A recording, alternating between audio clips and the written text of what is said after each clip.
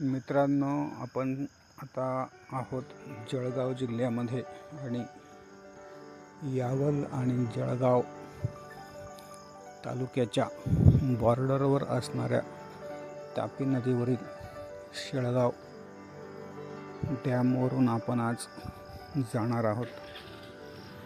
तर डॅमवर आता मी जळगाव साईडने निघालेलो आहे। हा डॅमवर जाण्याचा हा कच्चा रस्ता पावसाने या प्रकारे झालेला आहे। तरी चला तर आता तुम्हाला शेळगाव डॅमची सफर घडवतो। पावसाने इथे जे मातीचे टेकडं आहेत त्याच्यावरची मातीसुद्धा ढसळून गेलेली आहे आणि रस्त्यावर अशा ठिकठिकाणी पाणी साठलेले आहे।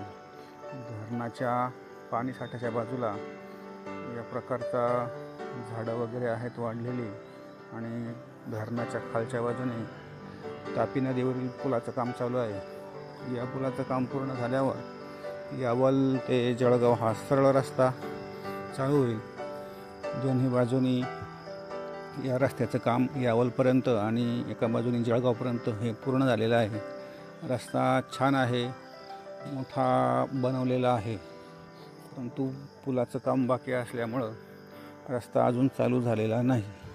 आणि डॅमवरून पावसाळा असल्यामुळं फक्त मोटरसायकल अलाउड आहे, रिक्षा किंवा फोर व्हीलर्स आणि त्यापेक्षा मोठ्या गाड्यांना रस्त्यावरून जाण्या येण्यास परवानगी नाही।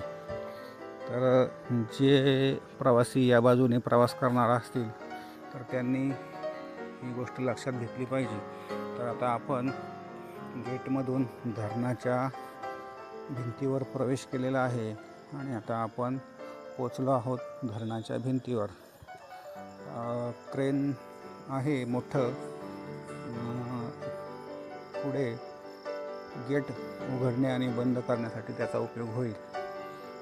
या पद्धतीने आता आपण धरणावर आलेलो आहोत आणि या धरणाचे दरवाजे आहेत, एकूण 16-17 दरवाजे आहेत आणि हे आहे धरणाचं बॅकवॉटर, विस्तीर्ण असं बॅकवॉटर आहे। आणि हे आहे धरणाच्या पुढील बाजू, थोडंफार पाणी सोडलेलं आहे आणि खाली जे पुलाचं काम चालू आहे त्या पुलाचे पिलर्स दिसत आहेत।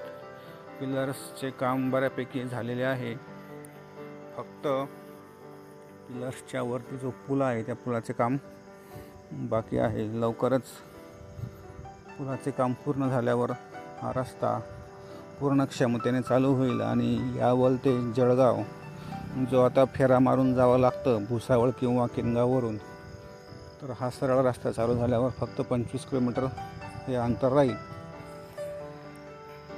तर पहा मित्रांनो, धरणावरून आपण चाललेलो आहोत।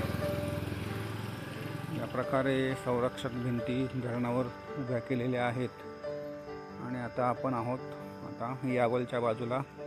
या गेटमधून आपण आता बाहेर पडत आहोत। गेटमधून बाहेर पडल्यानंतर पुढे देखील आता परत त्याच प्रकारे कच्चा रस्ता आहे। तर आता या बाजूला खूप असे पक्षी होते आणि आता कच्च्या रस्त्याने आता आपण यावल तालुक्यातील पहिल्या गावामध्ये टाकरखेडा नावाचं गाव आहे तिथे पोहोचणार आहोत। पाऊस खूप झालेला असल्यामुळे या प्रकारे रस्त्याने पाणी साठलेले होते। या अशा प्रकारच्या रस्त्यावरून गाडी चालवण्यासाठी एक वेगळीच प्रकारची कसरत करावी लागते। त्यात जर माहिर असाल आपण तर ठीक आहे, मी यामध्ये खूप माहिर आहे, त्याच्यामुळं मी अशा रस्त्यावरून तुम्हाला रस्त्याची अवस्था पण दाखवत आहे आणि गाडी पण चालवत आहे। तर ज्यांना प्रॅक्टिस असेल त्यांनीच अशा प्रकारची डेअरिंग करावी, अन्यथा अशा प्रकारचं साहस कोणी करू नये।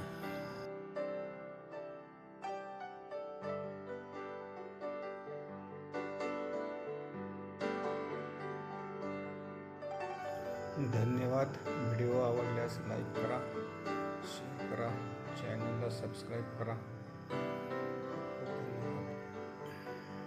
नमस्कार मित्रांनो.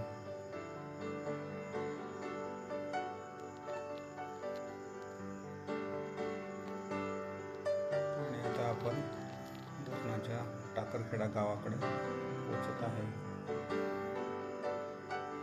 हे रस्ता पुढे पुलाकडे जाणार आहे. खाली वगैरे टाकलेली